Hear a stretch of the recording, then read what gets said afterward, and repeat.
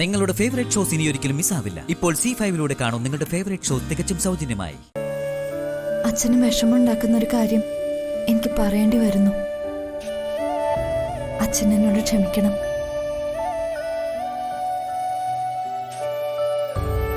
അത് ഞാൻ ഏതെങ്കിലും ഒരു വിമൻസ് ഹോസ്റ്റലിലേക്ക് മാറുക. എന്തിന്?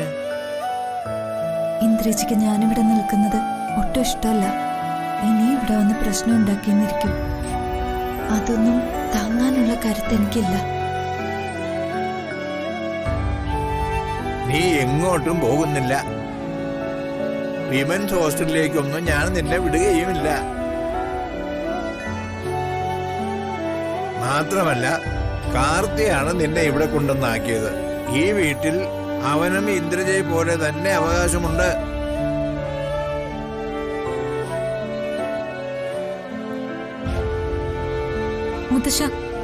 മുത്തശ്ശൻ എന്തിനാ വെറുതെ ഇവരെ തടയുന്നത്? ഇവരിവരുടെ വഴിക്ക് പൊക്കോട്ടെ. ഓഹോ, മാഡം ഇവിടെ ഉണ്ടായിരുന്നോ?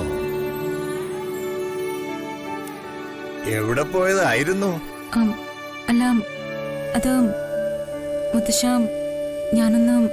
എവിടെ പോയാലും ഒന്ന് പറഞ്ഞിട്ട് പോകാമായിരുന്നു.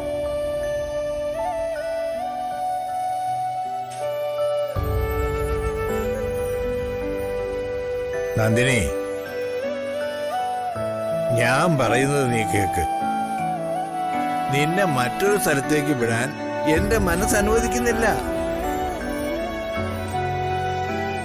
നീ അകത്തേക്ക് പോ. ഇല്ല അച്ഛാ, ഞാൻ കാരണം അച്ഛന്റെ മനസ്സമാധാനം കൂടി പോവും. ഞാൻ പൊയ്ക്കോളാം. ചെമ്പകമംഗലത്തേക്കല്ലാതെ മറ്റൊരു സ്ഥലത്തേക്കും നിന്നെ ഞാൻ വിടില്ല.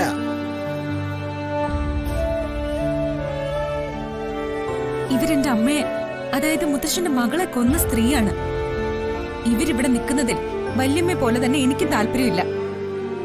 അമ്മ മരിച്ച് അച്ഛൻ ജയിലിലേക്ക് പോകേണ്ടി വന്നപ്പോ ആരുമില്ലാതെ പകച്ചു നിന്ന നിന്നെ ഏറ്റെടുത്ത് മകളെപ്പോലെ നോക്കിയതാണോ ഇവൾ ചെയ്ത തെറ്റ്?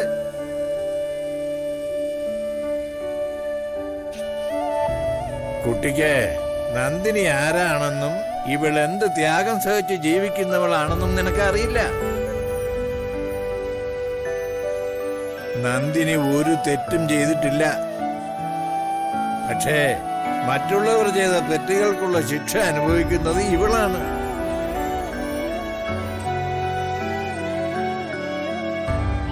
ഇവളെ അറിയാവുന്നവർക്കെല്ലാം ആ സത്യവും അറിയാം.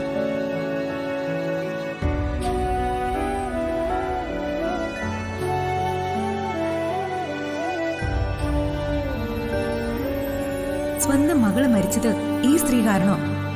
എന്നിട്ടും മുത്തശ്ശൻ ഇവരെ ന്യായീകരിക്കുന്നു. എന്തിനാത്? നന്ദിനി, നിന്റെ മനസ്സറിയാതെ സംസാരിക്കുന്ന പലരുമുണ്ട്. അവരെ നീ വിട്ടുകള. ഇപ്പോ ഞാൻ പറയുന്നത് നീ കേൾക്ക്. നീ അകത്തേക്ക് പോ. ഡൗൺലോഡ് ചെയ്യൂ C5 ആപ്പ്. കാണൂ എല്ലാ എപ്പിസോഡുകളും സൗജന്യമായി.